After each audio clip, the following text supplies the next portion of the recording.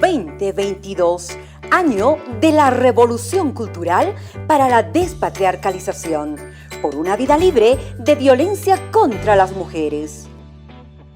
Saludos estimados estudiantes, soy el profesor Grover Fernando Copa Quispe, soy profesor de química. A continuación les presentamos el tema de química orgánica o del carbono. Comencemos.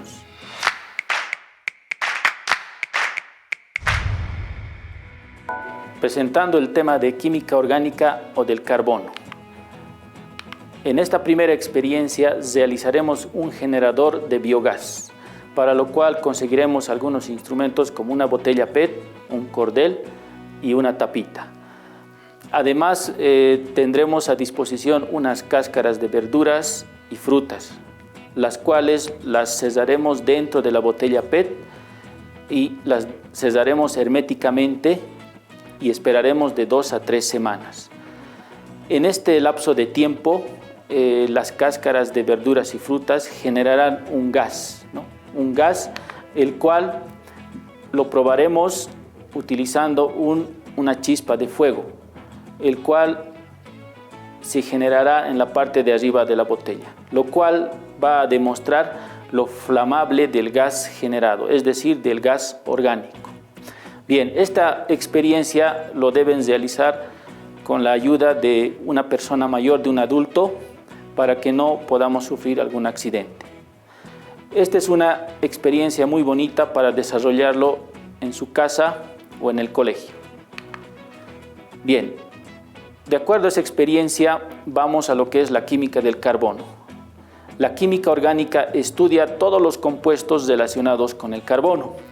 En la química orgánica es importante porque nos ayuda a comprender la vida cotidiana, ¿no?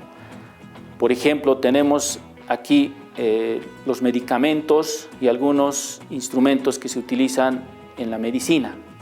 También tenemos los colágenos que se utilizan para unir maderas, plásticos.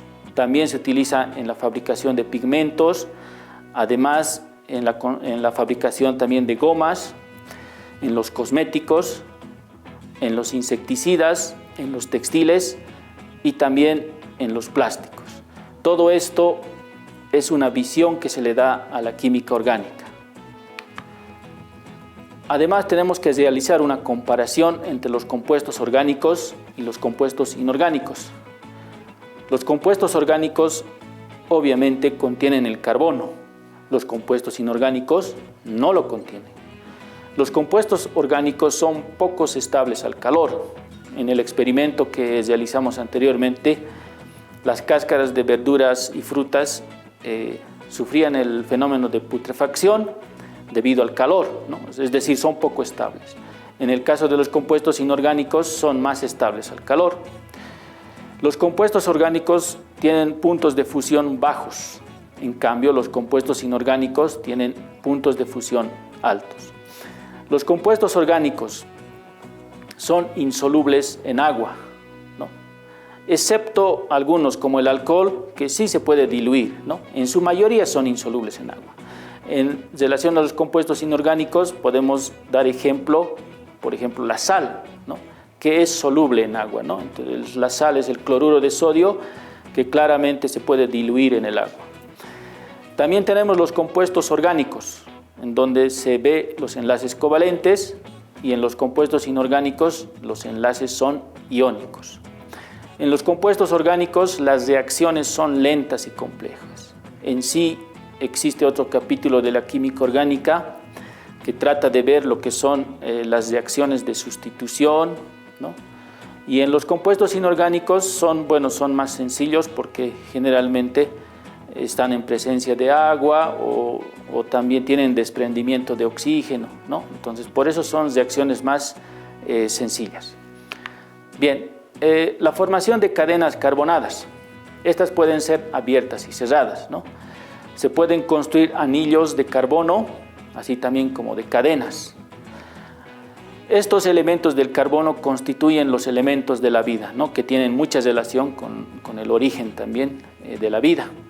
Es así que es muy importante conocer este capítulo de la química orgánica porque nos da una idea de cómo se ha originado la vida en un inicio. Los seres vivos, las plantas, los microorganismos están compuestos de todos estos elementos relacionados al carbono. Bien, para ir más a detalle vamos a ver lo que son la formación de cadenas. En este sentido se pueden ver tres tipos de enlaces: los enlaces simples, enlaces dobles y enlaces triples. En los enlaces simples se caracteriza por un orbital sp3, lo cual lo podemos ver en un ejemplo, el etano. El etano tiene dos carbonos, los cuales cada uno tiene un enlace simple, tanto para los hidrógenos, tanto para el carbono.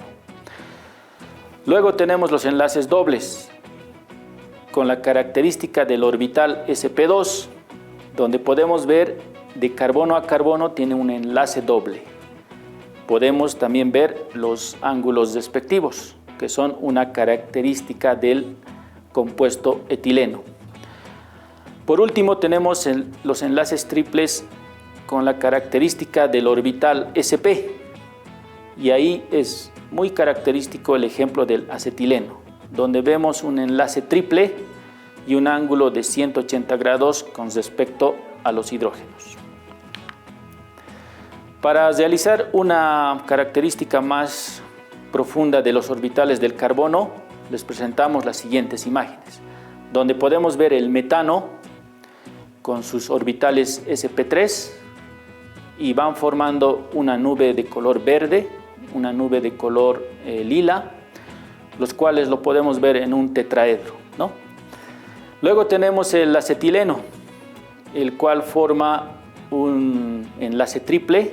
Ahí podemos ver la nube electrónica que forma con los orbitales sp con los hidrógenos y también con los respectivos las nubes electrónicas que se pueden formar en las tres dimensiones. Bien, también tenemos el etileno, donde podemos ver el orbital sp2 con un enlace doble con respecto a los hidrógenos y también de carbono a carbono, ¿no? Ahí podemos observar la nube electrónica de color verde y la nube electrónica de color lila. Bien, para ir detallando cada vez esta parte de las cadenas del carbono, podemos ver los siguientes: cadenas normales, cadenas ramificadas, cadenas sustituidas. En esta nomenclatura se utilizan los localizadores y también algunos compuestos se caracterizan por los ciclos cesados. Ahí podemos ver un ejemplo claramente de un pentano, donde la cadena principal es un pentano. Ahí podemos ubicar en el carbono número 3 un etil y en el carbono 2 un metil, ¿no? Por lo que el nombre completo sería 3-etil-2-metilpentano. Sin embargo, esto lo detallaremos más adelante, cómo nombrarlo. Al mismo tiempo, ahí tenemos un ejemplo también de un ciclo cesado, el metilciclohexano, ¿no? Ahí podemos ver que las líneas van a representar el ciclo y cada esquina del hexágono representa un metano.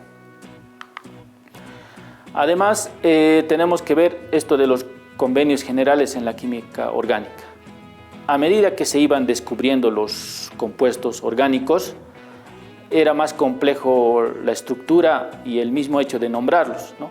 Por ese hecho, la IUPAC generaliza las normas para la formulación y la nomenclatura. Esta institución, la IUPAC, ha ayudado mucho a los científicos a normar las formas de nombrar a todos los compuestos químicos, y es más en la química orgánica, donde es más complejo el nombrarlos. Las fórmulas químicas, vamos a ir describiendo cada una de ellas para que esté más comprendido. Las fórmulas en un principio pueden ser empíricas, donde se indican los elementos y la proporción. Ahí tenemos el ejemplo del carbono e hidrógeno, un carbono para un hidrógeno. Luego tenemos la fórmula molecular, donde se indica el número total de átomos de cada elemento. Ahí tenemos el caso del benceno C6H6, carbono 6, hidrógeno 6. Quiere decir que está ahí sus números atómicos.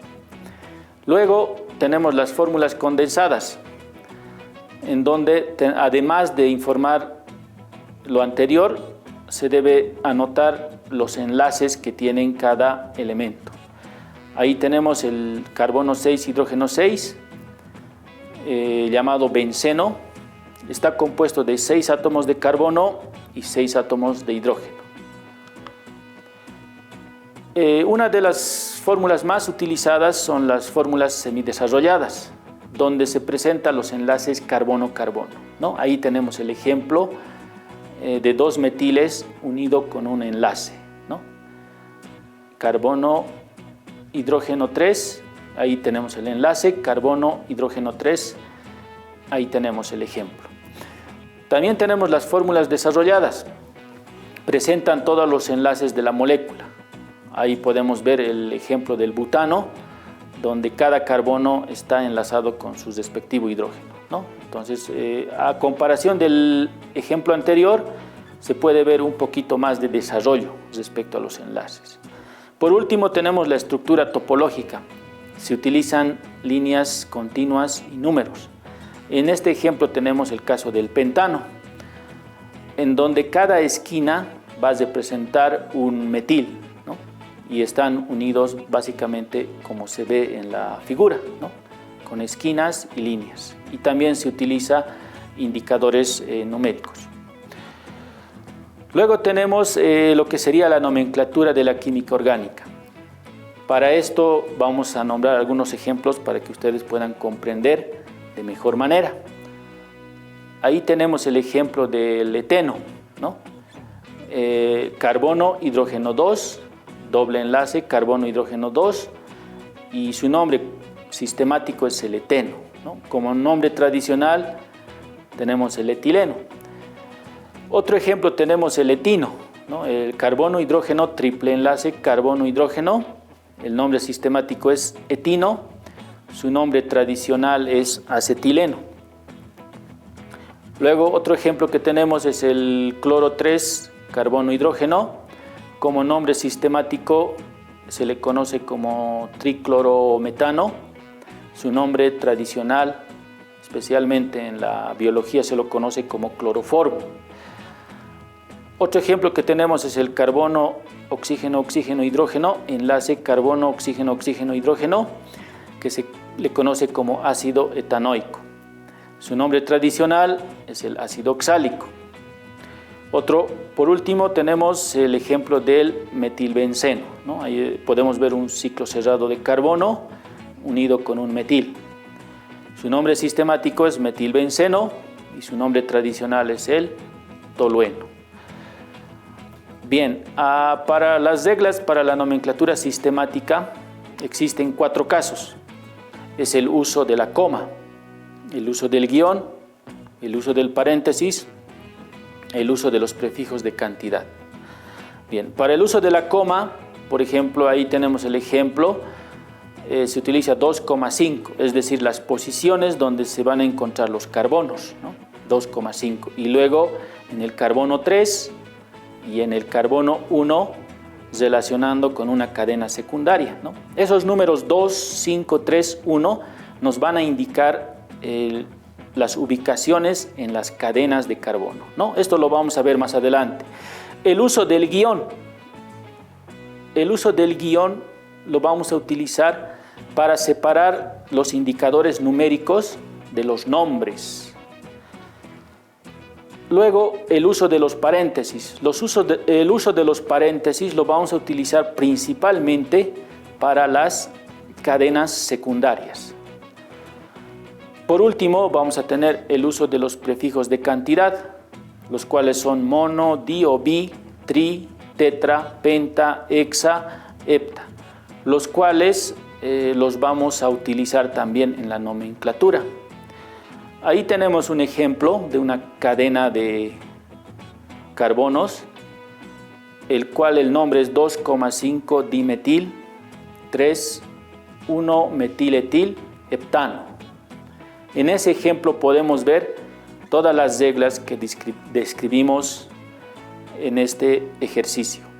Bien, estudiantes, hasta aquí hemos consolidado algunos conocimientos de química. Nos vemos hasta la siguiente oportunidad. 2022, año de la revolución cultural para la despatriarcalización, por una vida libre de violencia contra las mujeres.